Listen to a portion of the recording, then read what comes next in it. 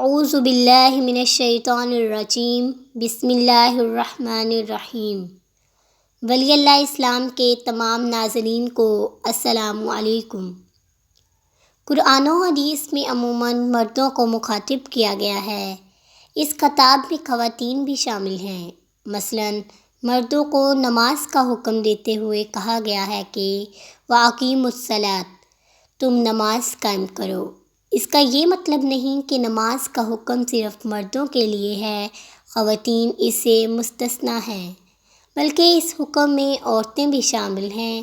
خواتین اپنے حالات اور مسائل کو سامنے رکھتے ہوئے نماز ادا کریں گی۔ اس سے یہ بات سمجھ لینی چاہیے کہ قرآن و سنت میں مردوں سے جن انعامات کا وعدہ کیا گیا ہے، وہ تمام انعامات جنتی خواتین کے لیے بھی ہیں۔ ارشاد باری تعالیٰ ہے، جو مومن مرد و عورت نیک اعمال کریں گے تو یہی لوگ جنت میں داخل ہوں گے، اور کھجور کی گٹھلی کے شگاف کے برابر بھی ان کا حق نہیں مارا جائے گا۔ خواتین کو اس بارے میں زیادہ بحث کرنے کی ضرورت نہیں ہے کہ جنت میں انہیں کیا ملے گا۔ قرآن و حدیث میں مذکورہ جنت کے تمام انعامات مرد و عورت دونوں کے لیے ہیں۔ خواتین کو ان کا مطالعہ کر کے ان کو حاصل کرنے کے لیے ایسے اعمال بجا لانے کی کوشش کرنی چاہیے جو انہیں جنت کا حقدار بنا دیں۔ اللہ رب العزت جنت میں تمام مسلمانوں کی جملہ خواہشات پوری فرمائیں گے۔ ارشاد باری تعالیٰ ہے، ان کے جی جس چیز کی خواہش کریں گے اور جس سے ان کی آنکھیں لذت پائیں سب وہاں ہوگا، اور تم اس میں ہمیشہ رہو گے۔ رسول اللہ صلی اللہ علیہ وسلم نے فرمایا، بہترین کھانے، دودھ اور شہد کی نہریں، موتی کے بنے ہوئے محلات، بالا خانے، نرم و گزار تکیے اور بستر، ریشم کے لباس، سونے چاندی کے برتن میں یہ تمام نعمتیں جنتی خواتین کو حاصل ہوں گی۔ وہ جنت کی کسی نعمت اور سہولت میں مردوں سے کم نہیں ہوں گی۔ جنتی خواتین کے شوہر جنت میں کبھی اکیلے نہیں ہوں گے۔ مردوں کی بیویاں اور عورتوں کے شوہر ان کے ساتھ ہوں گے، جیسا کہ رسول اللہ صلی اللہ علیہ وسلم نے فرمایا، جنت میں کوئی بھی اکیلا نہیں ہوگا۔ شادی بھی اللہ تعالیٰ کی نعمتوں میں سے ایک نعمت ہے، جو کہ ہر جنتی کو یہ نعمت حاصل ہوگی۔ اللہ رب العالمین نے صحیح عقیدہ اختیار کرنے اور اعمال صالحہ بجا لانے کے اجر کے طور پر جنت کا وعدہ فرمایا ہے۔ جنت کی بعض نعمتوں کا اس طرح سے تذکرہ فرمایا ہے، جنہیں پڑھنے اور وحور عین کامثال اللؤلؤ المکنون، اور موٹی موٹی آنکھوں والی حوریں ایسی ہیں جیسے چھپا کر رکھے ہوئے آبدار موتی۔ دوسرے مقام پر فرمایا ہے، گویا کہ وہ تو یاقوت اور مرجان ہیں۔ حضرت انس رضی اللہ تعالیٰ عنہ سے مروی ہے کہ رسول اللہ صلی اللہ علیہ وسلم نے فرمایا، اگر جنت کی عورت زمین کی طرف جھانک لے تو وہ زمین و آسمان کے درمیان ہر چیز کو روشن کر دے اور اسے خوشبو سے بھر دے، اور اس کے سر کا دوپٹہ زمین اور اس کے سارے خزانوں سے زیادہ قیمتی ہے۔ حوروں کے مقابلے میں شوہروں کا تذکرہ تفصیل سے کیوں نہیں؟ ایک سوال عموماً کیا جاتا ہے کہ جنت میں مردوں کو تو حوریں ملیں گی، یا یہ کہ حوروں کے ذریعے مردوں کو جنت کی ترغیب دی گئی ہے؟ عورتوں کو کس چیز سے ترغیب دی گئی ہے؟ ان کے شوہروں کے اوصاف اور خوبیاں تفصیل سے کیوں نہیں بیان کیے گئے؟ شریعت اسلامیہ کا مطالعہ کرنے سے ہمیں ایک سوال کا جواب مل جاتا ہے۔ اللہ نے عورت کی فطرت میں شرم و حیا رکھی ہے، لہٰذا ان کو اس چیز سے جنت کی رغبت نہیں دلائی گئی جس سے ان کو حیا آتی ہے۔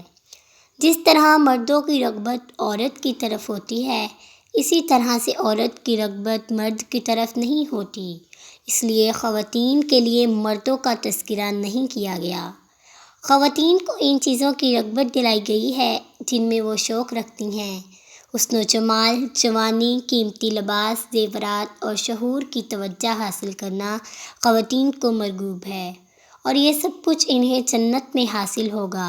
قرآن و حدیث میں حوروں کی جو صفات بیان کی گئی ہیں، ان سے اندازہ ہوتا ہے کہ حوریں انتہائی حسین و جمیل، بے پناہ خوبصورتی کی مالک اور قیمتی ترین ملبوسات اور زیورات سے آراستہ و پیراستہ ہوں گی۔ ان کے تمام اوصاف کے باوجود دنیا کی جنتی خواتین کے برابر نہیں ہو سکتی۔ جنتی خاتون ان حوروں سے کہیں زیادہ خوبصورت اور زیادہ قیمتی لباس زیب تن کیے ہوئے ہوں گی۔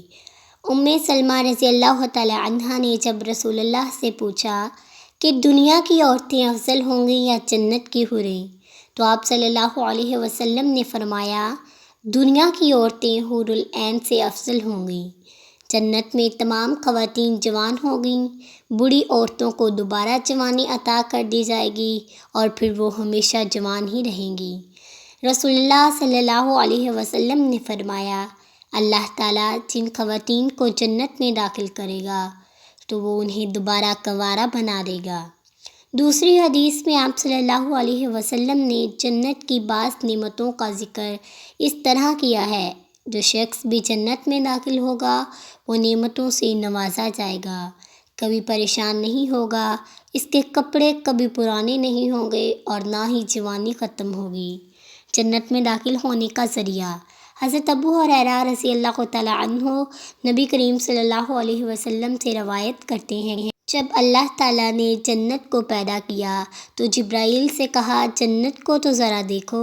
جب جبرائیل نے جنت اور اس کی نعمتوں کو دیکھا تو آ کر کہا، اے میرے رب، تیری عزت کی قسم، جو بھی ان نعمتوں کے تذکرے کو سنے گا ضرور اس میں داخل ہوگا۔ پھر اللہ تعالیٰ اسے مقررہ شریعت پر عمل کرتے پیش آنے والی مشکلات سے ڈھانپ دیا اور جبرائیل سے کہا، اسے دیکھو۔ جبرائیل نے اسے دیکھا تو آ کر کہا، اے میرے رب، تیری عزت کی قسم، مجھے خوف محسوس ہو رہا ہے، اس میں کوئی بھی داخل نہیں ہو پائے گا۔ اس حدیث میں مزید وضاحت کرتے ہوئے رسول اللہ صلی اللہ علیہ وسلم نے بتایا کہ اسی طرح جہنم کی ہولناکیوں کو دیکھتے ہوئے جبرائیل نے کہا، کوئی بھی اس میں داخل نہیں ہوگا، اور اس جہنم کی خواہشات کو ڈھانپنا دیکھ کر مجھے ڈر ہے کہ سب لوگ ہی اس میں داخل ہو جائیں۔ رسول اللہ صلی اللہ علیہ وسلم نے فرمایا، دنیا میں مسلمانوں کے لیے قید خانہ ہے اور کافروں کے لیے دنیا جنت ہے۔ یعنی مسلمان دنیا میں رہتے ہوئے اپنی خواہشات کا غلام بن کر منمانی نہیں کرتے، بلکہ شریعت کی متعین کردہ حدود میں رہتے ہوئے کوشش کرتے ہیں، اور کافر کے جی میں جو آتا ہے پورا کرنے کی کوشش کرتا ہے۔ جنت کی نعمتیں ایسی بے مثال ہیں کہ ان کا صرف تصور ہی کیا جا سکتا ہے، دنیا میں اس کا عشر اشیر بھی تلاش نہیں کیا جا سکتا۔ البتہ ان کے حصول کے لیے اپنے عقائد اور اعمال کو سنوارنا ہوگا اور اس راستے میں آنے والی مشکلات کا خندہ پیشانی سے سامنا کرنا ہوگا۔ اپنی خواہشات کو دین اسلام کے تابع کرنا پڑے گا۔ شریعت کے برعکس دنیا کی دلکشی اور رنگینیوں میں کھو جانے والے کا انجام جہنم بتا دیا گیا ہے۔